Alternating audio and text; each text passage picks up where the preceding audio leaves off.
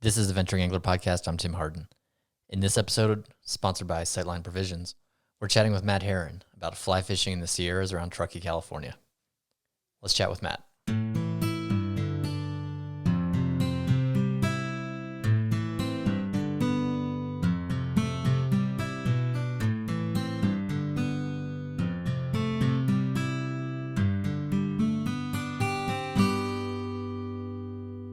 So Matt, welcome. You're a guide based out of Truckee, California. For those who aren't familiar, where's Truckee?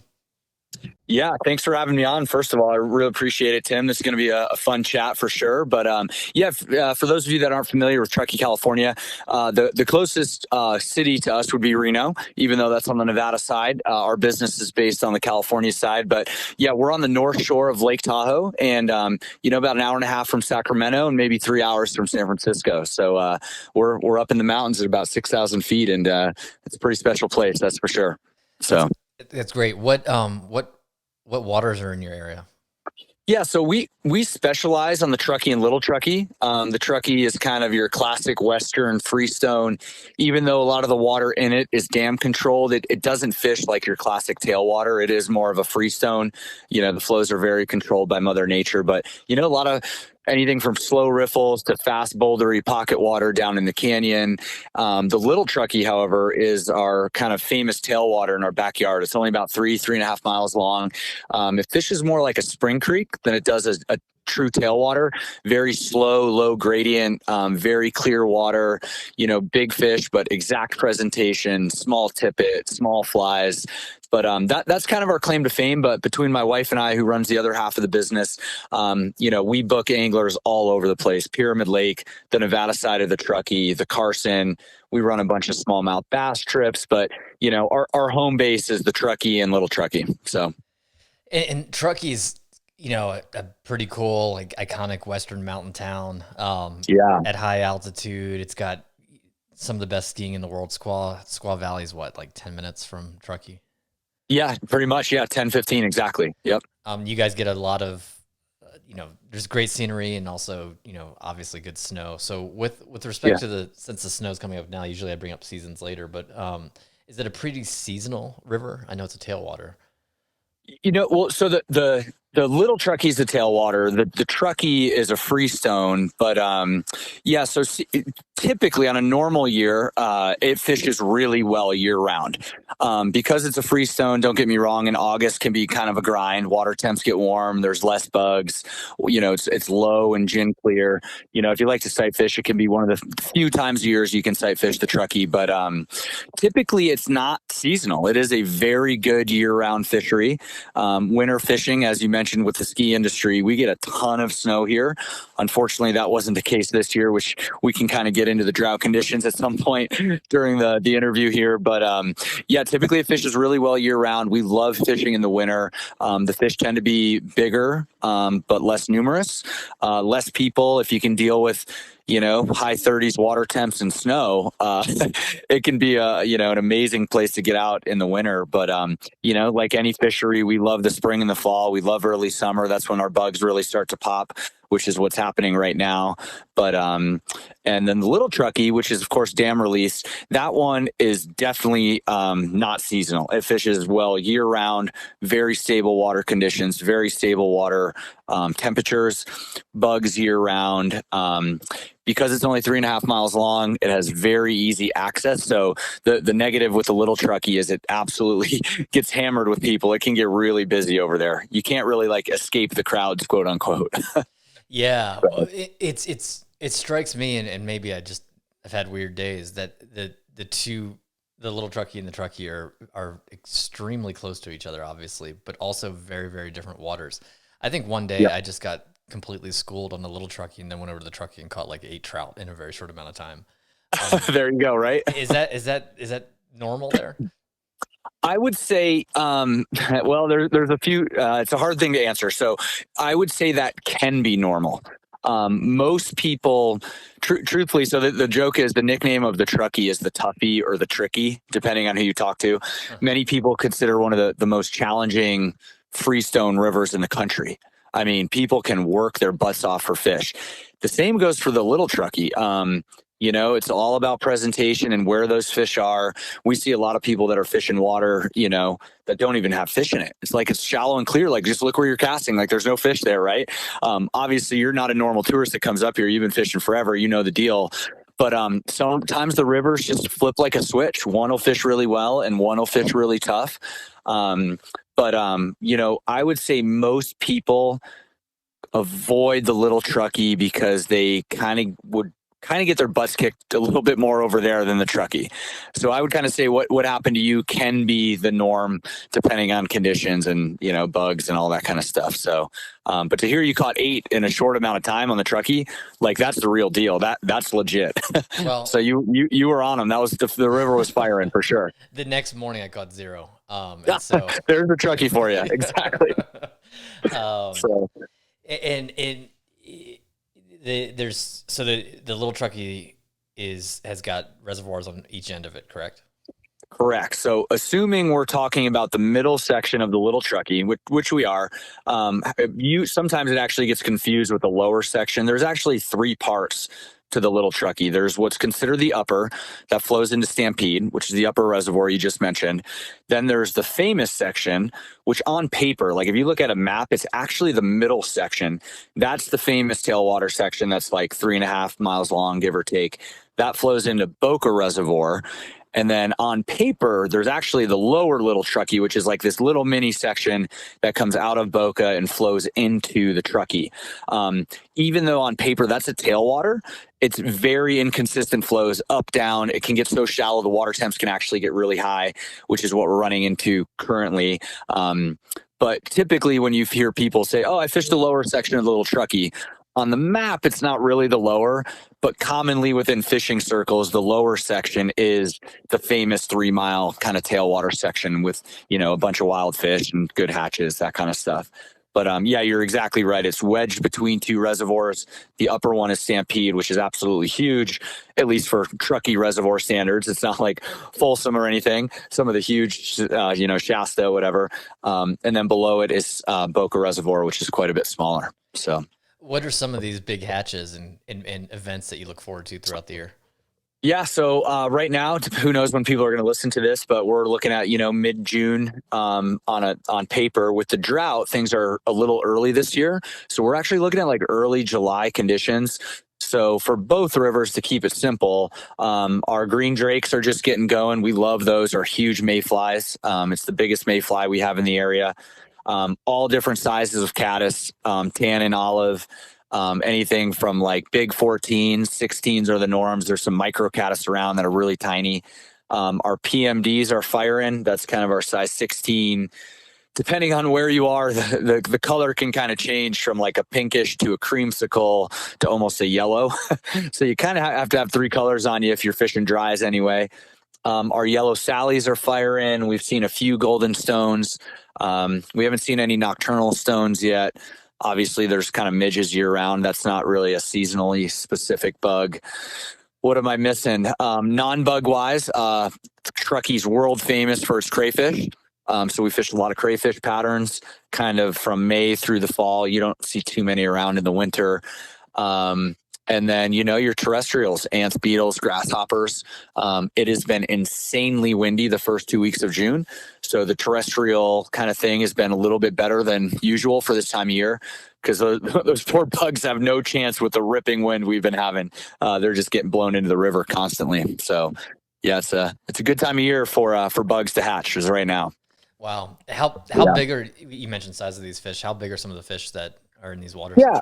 So great question. So any other time of the year, the Truckee's known for size and not numbers. The easiest way to explain it, and of course it's fishing, right? There's exceptions to every rule and everything we say. But most people you talk to, when you hear the Truckee, you think size, not numbers. Like, we don't catch a ton of fish, but the potential for like that fish of a lifetime is there. About every year and a half, you know, a 30-inch fish comes out of the river.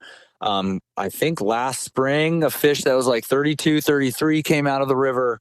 So we're talking like world-class fish. And a lot of them are getting big on like sculpin, other trout, crayfish. You know, a 30-inch fish is not eating midges all day, you know? But in the summer, which on cue, just like it should this year, a couple weeks ago, all of the 1 and 2 year old rainbows and a few browns kind of came out of the woodworks. So it's nice to like run from a client standpoint to run into a little bit better numbers. We are catching tons of like 5 to 13 inch fish, which a month ago we did not see those fish at all. It was only adults, 13 to 20 inches. But it's pretty wild, that flip switches in the summer. And I don't know if those small fish just get comfortable moving into like normal feeding lanes. And there's a ton of them. So, it just shows the Truckee's really healthy. Those fish, in a couple of years are going to be nice quality 15 to 18 inch fish, So there's kind of a wide range, but the potential for that fish of a lifetime is certainly available on the Truckee, but you got to put your time in. Yeah. One of the things that I've noticed about the Truckee, especially, in the midwinter and stuff, is it can get pretty low. Are these fish fairly, I don't want to use the word migratory, but are they pretty much on the move trying to find good water throughout the year? That's a great question. And I'm, without being a biologist that's studied the Truckee, all of my studies, quote unquote, are, unofficial, just being out there every day. But we think that Truckee browns and rainbows are similar here to other places, in the sense that the rainbows are constantly on the move. They're moving upstream and downstream, and we're assuming non-spawning time, right? Where then they're on a mission to move. But throughout most of the year, the rainbows move quite a bit. From what we can tell, up downstream, in the summer, they're maybe looking for cold creeks dumping in. In the winter, they're moving to deep, slow pools to conserve energy. Pretty typical normal trout stuff anywhere you go. And then the browns, we think they kind of have their little section of river where they stay, and those are their spots. We have spots where we run into more adult browns than others. A lot of spots we run into, and we tell clients like, hey, we haven't caught a brown out of here in a year. This is kind of a rainbow spot, and a lot of that mindset has been confirmed to some extent. When you literally cross the border, there's a dam that blocks fish passage. And on the Nevada side, Endow, our buddy Travis Hawks, has actually done a lot of really good scientific work over there regarding, where these fish are moving. Are they moving? And his studies show, which basically is the same river, right? Like the dam doesn't change the genetics of a fish. That's maybe a whole nother topic in and of itself. But anyway, he's finding that the rainbows move, and he's finding when they electroshock the river that some of these browns, they are electroshocking underneath the same rock every freaking year, but the fish is a little bit bigger. So, and that's not the only place that's happening. That those findings happen in other places, not just the Nevada side of the Truckee. So, again, I'm not a biologist, I'm not a scientist that's actually studying this, but we do think the browns kind of hold in their spot and the rainbows move. So that's a very long way of answering your question. No, that's interesting. And actually, I was driving on 80 2 weeks ago, and I saw a number of people fishing the Nevada side, and it occurred to me that I've never fished the Nevada side. Is it? Oh, no way. Is it different? It's obviously the lower elevation. So I guess is it different? Yes, in the sense that their water temps are a little warmer for obvious reasons, less water and lower elevation, more desert conditions, or maybe high desert. Their water's a bit more off color, so you can actually get away with heavier tippet. It's rare on the Nevada side that you're like sight fishing. Our water on the California side is gin clear almost all year. They have, if you get east, we kind of, the way the Nevada side is split up verbally within the fishing community is, were you fishing like from Reno to California, or were you fishing east of town, as we call it? And the farther east you go, you run into a little bit dirtier water. We'll run into a little bit more frog water. And those browns, some of those biggest browns on the Nevada side can be found east of town. Don't get me wrong, there's totally exceptions. There's some huge browns in downtown Reno, but the percentage of browns caught is probably quite a bit higher on the Nevada side than the California side. They just love that little bit warmer water, a little bit froggy, a little bit slower. So technically you could say it's different. The Nevada side, from a fish standpoint, also gets stocked heavily with very small lahontan cutthroat. So you can run into a run and catch like 30, 9-inch cutties out of there. To my knowledge, all the browns and rainbows are wild. The only stocking program is the cutties. And then way on the lower river, you might run into some of those huge pyramid lake fish coming up from Pyramid. So you could run into a 5 to 30 pound cutty, which there's a new fish ladder in place right now where there's some politics going on with that being open and or closed for a number of different reasons. That might be a topic for another podcast. But depending on where you are, eventually when you get close enough to Pyramid, you're not allowed to fish it. But most of the river is all open to the public down there, and you could catch anything from a 10-inch rainbow to a 20-pound Lawton cutthroat if you get far enough downstream. So that's wild. Yeah. And for those who aren't familiar, since we're talking about two different states, about how far is Reno from Truckee? So great question. So from downtown Truckee to downtown Reno, depending on traffic, which usually isn't traffic what most people have in their head, we're pretty lucky around here. I'm going to generically say 20, maybe 25 minutes. So pretty close. Yeah. The Nevada border fishing wise from downtown Truckee is maybe 15 minutes.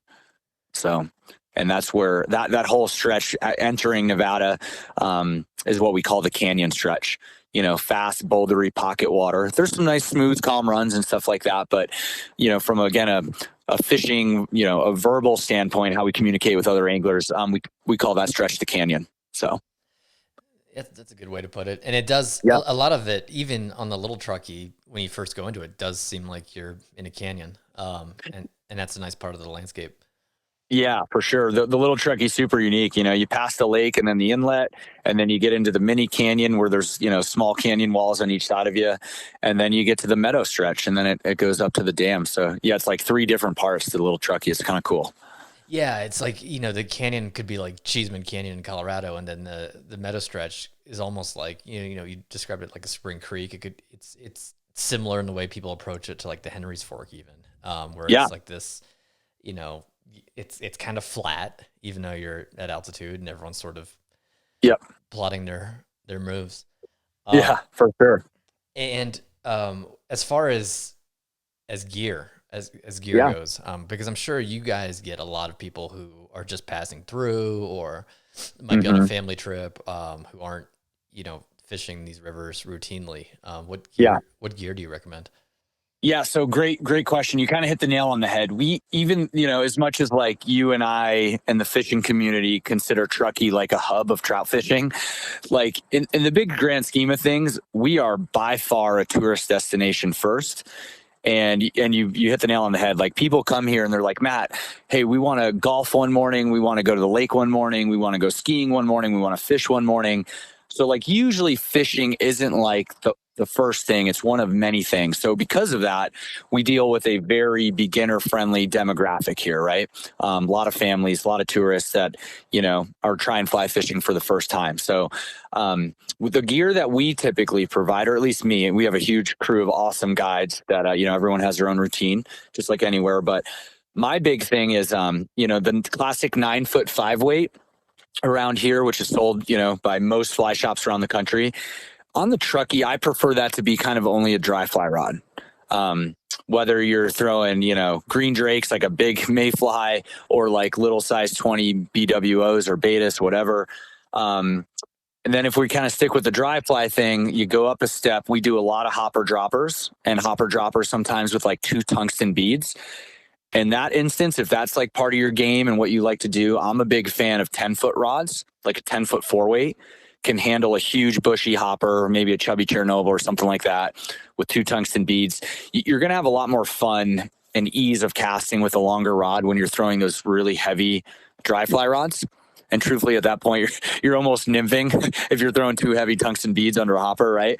But from a nymphing standpoint, if you're throwing indicators and bobbers, I am a huge fan of not throwing your typical 9-foot 5 weight. You're going to have such an easier more pleasant day of fishing if you're fishing a 9.5 or even a 10-foot rod with an indicator. You pair that with an indicator line, and it makes lobbing what I call a junk rig. Indicator, multiple split shot, multiple flies. It just makes it so much easier. Parts of the Truckee are pretty wide. Most of our clients can't even come close to the middle, let alone the far side. If you can add a foot to your rod and indicator fish with a 10-footer instead of a 9, you'll be in a better position to hook a couple extra fish a day. And don't get me wrong. I know everyone, half the tourists in town that are out there fishing on their own, they're all throwing 9'5" weights, which is totally fine. But, from a guide standpoint, I'm putting what I feel is the perfect tool in somebody's hands. And, our nymphing rods are 10 feet. And then I guess to go a step further, the Truckee's famous for its kind of tight line Euro check nymphing applications. And I'm a big fan of 10.5-foot 3 weights for all of our tight lining, which we do every day. We're throwing 10.5-foot 3 weights. So obviously within all those options, you can go down a lot of rabbit holes depending on what people want to bring up here. So, and that's great. One of the things that's been coming up a bit is, and I just can't stop thinking about it because it's emerging as a crisis, but water. Yeah. Let's talk about the drought and maybe even look at it a little bit historically because, there's been some real ups and downs over the last, 10 years up there. I mean, longer than that, but especially in the last 10 years. What's the history there? What's happening right now, and how are things looking? For sure. So a little background. So I moved here in 2006. So that's how long I've been here, 15, 16 years, whatever the math is, depending on the date. But so we have seen a lot of ups and downs. So it's kind of been the joke is like, what is the new normal? Like none of us really know, right? When I moved here, not only did we get a ton of snow in the winter, we would get pretty good rainstorms. Nothing crazy. It's still dry here, but we would get rainstorms quasi consistently throughout the summer. Now, 15, 16 years in, we never know how much snow we're going to get. We get virtually no rainstorms in the summer. They're non-existent, which is a bummer. But here's what we're looking at currently. So, let me compare it to the last mega drought that California had. It was going backwards. 16 was the worst year. 15 was really bad. 14 was kind of 50% snowpack. And then I'm a year off. 13 was kind of, hey, we didn't get much snow this year compared to normal, but we're still looking good. So the reason I bring up that 4-year span of the drought, the last 2 years were the worst. 15 was the first year in my years living here where Lake Tahoe dropped below the natural rim. When Tahoe drops below the natural rim, there's no water entering the Truckee River from Tahoe. The dam, it's known as Fanny Bridge, which is actually the bridge, but that's the dam in Tahoe City, which is one of the most inefficient dams in the country. The way it was explained to me is it's only 6 feet deep, but it only draws 3 feet of water.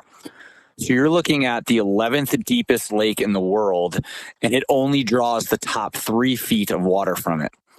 So it is a very inefficient, outdated dam from, I'm not going to pretend to know what year it was built, 100 years ago, right? Actually, more than that. It's more than 100 years old. So that's where we start running into issues from a fishery standpoint, water temperature standpoint. So we are only drawing the top 3 feet of the warmest water off of Lake Tahoe. What we are running into this year, looking back at those drought years, is we are now, even though last winter was not great from a snow standpoint, we weren't like freaking out that it was a drought.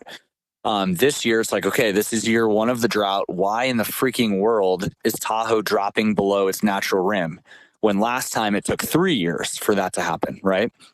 So, I'm not going to get into politics of like water management and usage and mismanagement. I mean, that's a whole nother deal. But, what we're running into now because of whatever the management was is we will have a quote unquote hoot owl closure this year.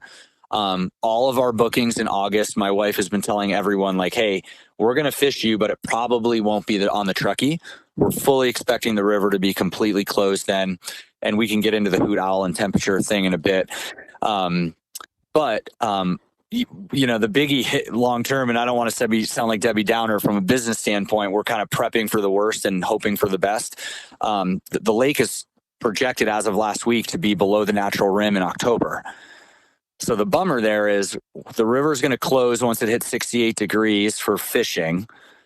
And then in the fall, once those water temps get cold enough to fish again, we might not even have water. Wow. So it's like, what the heck is going on, So, and we haven't been, it's not like we haven't been through this before. In 16, which was year 4 of the drought, we kind of said, hey, if we can survive this year, we can survive anything. Because in 16, the Truckee was literally closed from the last week of May to mid-September. And for your listeners that, don't know the routine or don't know what a hoot owl closure is, a hoot owl closure is a temporary voluntary river closure, typically in most places when the water temps hit 68 degrees, to where we stop fishing, we leave the trout alone. Montana started this practice decades ago when it was like a once in a lifetime drought. Nowadays, droughts across the West and hoot owls seem to be the norm, which is a bummer. But essentially, once water temps hit 68 degrees, people a lot smarter than me are telling us that when you fight that fish and you're fighting them, pulling them in, they're trying to escape, their lactic acid builds up so much to the point where even if we let them go and they swim away, they can't recover and they get what's called delayed mortality. And they can actually die, even though they swam out of your hands fast, they can die within 24 to 48 hours. So thankfully in 15 and 16, when the river closed, 15, it was only from noon to midnight most of the summer. Again, 16 was bad. The Truckee was not open to fishing at all. Thankfully, 99% of people took the warning and said, hey, I'm going to stop fishing. I'm going to go chase bass or go fish lakes or whatever the options were. And because of that, when the river reopened, our fish were healthy and they survived and they made it. And, there's a lot of very conservation minded or even ethically minded anglers out there that, saved our fish. Whether it's from a guide standpoint or recreational standpoint, it doesn't matter. The fish did really well and they made it through the toughest conditions in there, 1 to 7 year lifetime, depending on how old that fish is. And that's kind of what we're looking at this year. So, and then hoping for a big winter, right? We are praying for a big winter. Even before that, we were praying for some rain this summer. Tahoe's known for 300 days of sunshine a year. And it's usually either snowing or sunny. I didn't realize you guys got rain up there because, where I spend most of my time in the bay, once it stops raining, it's done until it starts snowing again. Yeah, no, for sure. Again, we used to not get a lot of rain, but it would happen. You'd get these cool thunderstorms that roll in. I mean, nowadays we don't want thunderstorms because of the fire threat. That's a whole other deal. Right. But we, it wasn't known for rain here, but we would get some. The mountain bikers loved it because it, got rid of the dust on all the mountain bike trails, and the anglers would love it because the water temps would go down for maybe a week. And on our ponds and squaw where our school is, like the ponds would fill up a little more. But it's not like we get downpours for like a week at a time. That wasn't what was happening. But like nowadays, we don't even get sprinkles. Yeah, and so I'm trying to remember how this works in the Bay Area. The rainy season is like October, maybe November until March, and that's when you guys are getting snow. But I didn't realize because when it stops raining in the Bay, it stops. It's done. Mm-hmm. I think it rained once last summer. It was like a surprise thing, or late summer. So here's what. Before we switch though, real quick. So here's one theory on why maybe we get a little bit more rain. Yeah, that's what I was going to ask. Or at least we used to. So a lot of people say, again, this used to happen when we'd have snow, right? So the peaks would have snow all summer, right? The ski resorts aren't open, but there'd be snow in the mountains. And a lot of people talk about that moisture being on the entire Eastern Sierra. You'd get like these afternoon thunderstorms that were maybe propelled by evaporation of the snow. The temperature is a little bit different. Again, I'm not a scientist. I don't know what's going on in the real world, but that could be one reason why you guys, it's a light switch. And for us, every once in a while it used to rain. That's good. I'm glad to know that because I just thought it's over now until the rains start. But it's good to know that you guys might get a little for sure. And knock on wood, it's not just lightning. There's some rain involved. A question I love to ask people, and in my experience, I don't think I've seen anything, honestly, but I've heard ducks. But do you ever have any wildlife encounters? I know there's animals up there, but they seem pretty Yeah. scattered. No, for sure. I would say so. The easy answer is we absolutely see tons of waterfowl. There's all kinds of ducks and of course there's the ospreys and the eagles. We have a couple golden eagles around. Bald eagles are pretty common. The goldens are super sweet though. They're huge and you don't see them very often. But in the river, you got the mergansers and all that stuff. They're eating fish and crayfish. Although they're mostly out at night, for whatever reason, the joke is COVID brought the beavers out. Oh, really? We have never hooked so many sticks with clients nymphing the bottom as we have in the last 12 months. The beavers are just going crazy up here. There's lodges all over the place. There's no dams across the river, but there's lodges. But the beavers are tough. They're usually out at night. We do have otters around, you see on occasion. We just had one show up the other day in our run and the fish just turned off like a light switch, not surprisingly. As far as big game, there's coyotes, there's deer. But the question we by far get the most is, hey, are we going to see a bear today?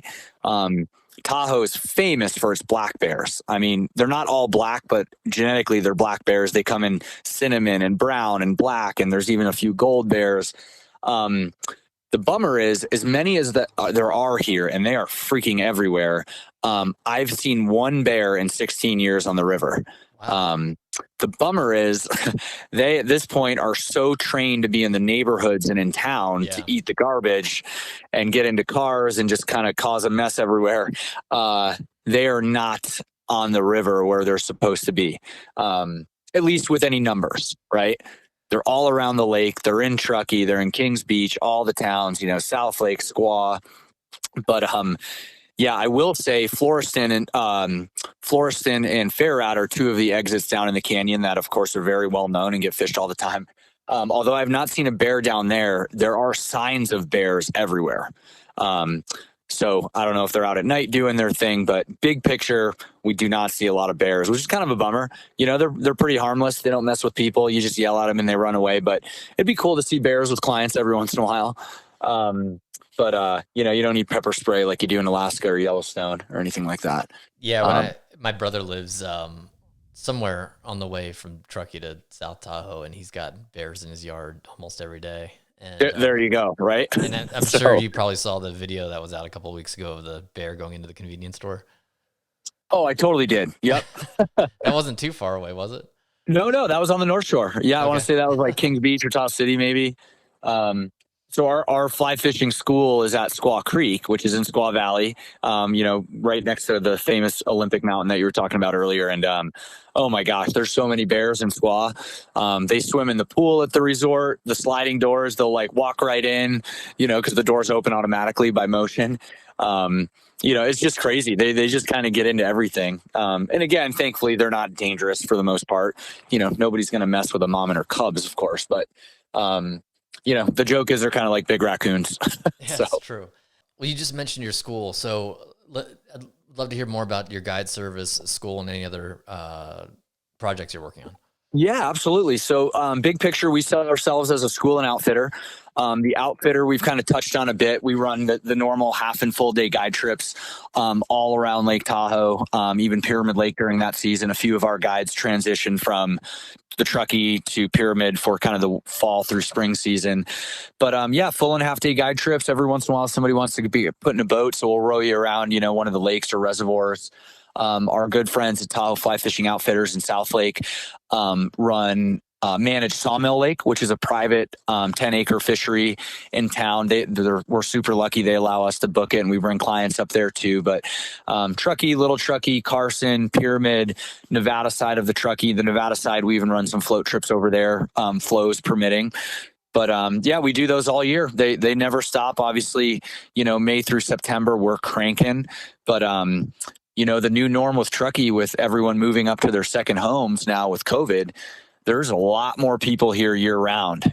Spring and fall used to kind of slow down a bit with tourists and like in town, less traffic. nowadays it's just cranking 24/7. So that's kind of the quick spiel on the outfitter side of it, the guide trips. We are very fortunate since day one to have a great relationship with the resort at Squaw Creek, which if anyone knows Squaw Valley, it's the resort where the golf course is. So we stock those ponds with rainbows every year, and we run classes every morning and every evening from about mid-May through the fall. Basically, once it starts snowing and the weather turns to crap, we kind of shut the ponds down and close up over there. But a mix of anything from hour and a half class. Our 3-hour one is the most popular. It's a mix of hour and a half casting lesson, hour and a half fishing. So that's very like never ever beginner or intermediate friendly. If we get intermediate anglers out there, they're not so much like, hey, Matt, teach us how to cast. Like we want to take the cast we have and make it better, right? Which is kind of cool. And then we follow up a formal casting lesson on grass and head down to the pond. You get guided by one of our guys. And so that's a really good like day one intro to the sport. We also have what we kind of sell it as a full day. It depends on how many people are in it.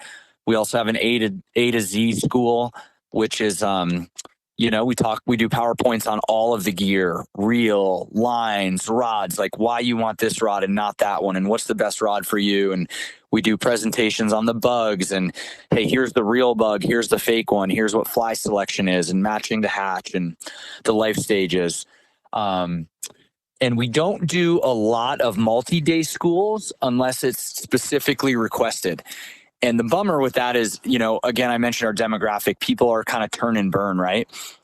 They want to ski in the morning and they want to golf in the afternoon and they want to fish, So we do absolutely do multi-day schools. We've offered those through our friends at Flywater Travel in the past. But those are by special request. You won't see those on our website or anything.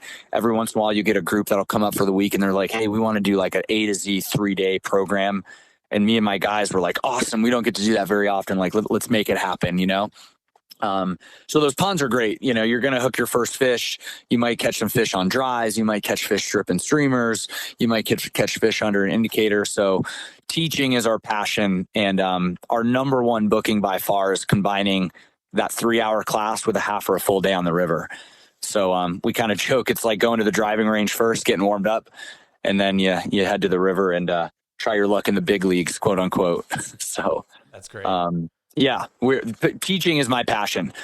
So it's, I love to guide. I love to be on the water, but, taking people from where they are to where they want to be like that's what really keeps me going. So. And I can tell, I think maybe we've met in the past, but I feel like I've only met you once and I was walking past one of your guided trips and I remember. I could just tell you were into it and it was great. Thank you. Go ahead. Sorry. So I waved and kept going because I stop other guides and talk, but I could tell you were you could have stopped and talked, dude. But I could tell you, I appreciated how into the experience with the clients you were. So I just kept moving. Yeah. I mean, you mentioned a couple other things. What else do I kind of have to talk about? The big thing, like the newest expansion of our business, if you will. You and I touched on it before we hopped on the actual podcast call, but we recently started a new instructional membership called Find Your Cast, and this has been kind of a pipe dream for about 10 years, and we're trying to do something that hasn't really been done before. There's one other person out there doing something similar, but it's actually quite a bit different. But I just get clients telling me all the time, like, Matt, what's the best YouTube channel to go to? Or where can I go learn this online? And it's like, there are a few really good resources out there, but so much of the instructional stuff on YouTube is just such garbage, So I've tried to put together a very neat hand it to you in one box kind of platform where we're now teaching people how to fish that maybe can't come to Tahoe and spend a bunch of money, on a 3-day excursion or whatever. Obviously it's no surprise the internet has been the future, quote unquote, for a while. And, people are learning how to do everything online. And when COVID hit, we got 2 months of cancellations overnight when stuff really hit the fan early on. And I was like, this is the year I'm going to put this project together. I got a bunch of time off coming up. And we did our first launch at findyourcast.com the last few days of April and the first couple of days of May. So it was a week registration. we kind of had a number in our head that, hey, this is the goal we want for members, and we more than doubled it. So it's kind of a really exciting time to do something different within the instructional world. And yeah, it's been great. Today's Wednesday, so every Wednesday we add new content. So when I get off the phone with you, we have a live Q&A, guide talks we call it, where we're answering all of our members' questions about techniques and the content they saw. And hey, Matt, what's happening in summer conditions wise? So that's their opportunity to have like a it's not really one-on-one, a live chat answering questions, with fishing guides. And we're going to start incorporating all my buddies into this, all my guide friends. And I don't know. It's a really exciting next step to try to expand past just Truckee, so. Very cool. Yeah, absolutely. Where can folks go to learn more about you and your guide service and keep up to date on social media and so forth? Yeah, absolutely. Thank you for asking. So the biggie's our website, of course, mattheronflyfishing.com. That's got the tab for classes. It's got the tab for packages. It's got the tab for, guide trips. Of course, all of our hosted travel stuff is on there, which we haven't talked about. We're pretty lucky to take clients all over the world, do a bunch of fun places. So that's our kind of bread and butter. That's mattheronflyfishing.com in Truckee and Squaw. And then the new instructional membership, even though registration is closed, right now you can join the wait list. Anyone that signs up to join the wait list, there's no commitment whatsoever. We're sending everyone a free 5-page guidebook on setting the hook with indicators. So really useful, short, quick 5-minute read on some tips for fishing with indicators. And that is findyourcast.com. And you'll get a really good sneak peek to the membership when you look at the website, even though our next registration looks like it's going to be in mid-August. So, a lot of stuff going on. It's fun time to be a fly fisherman for sure. Terrific. Well, Matt, thanks for coming on, and sure. Everyone be sure to check him out on those digital platforms, and fingers crossed here on this drought. But otherwise, it sounds like you're having a fun season so far, and we are tight lines. Absolutely. You too. And you mentioned, I kind of skipped over it. You mentioned social media, Facebook, Instagram, good. Matt Heron Fly Fishing for social media, Instagram, Facebook, and then Find Your Cast Fly Fishing on Instagram. So missed that there. But yeah, thank you for having me, dude. I'll chat anytime. I know there's a few other topics we could do more podcasts on, and appreciate the call. So perfect. Thanks. Awesome. All right. Take care.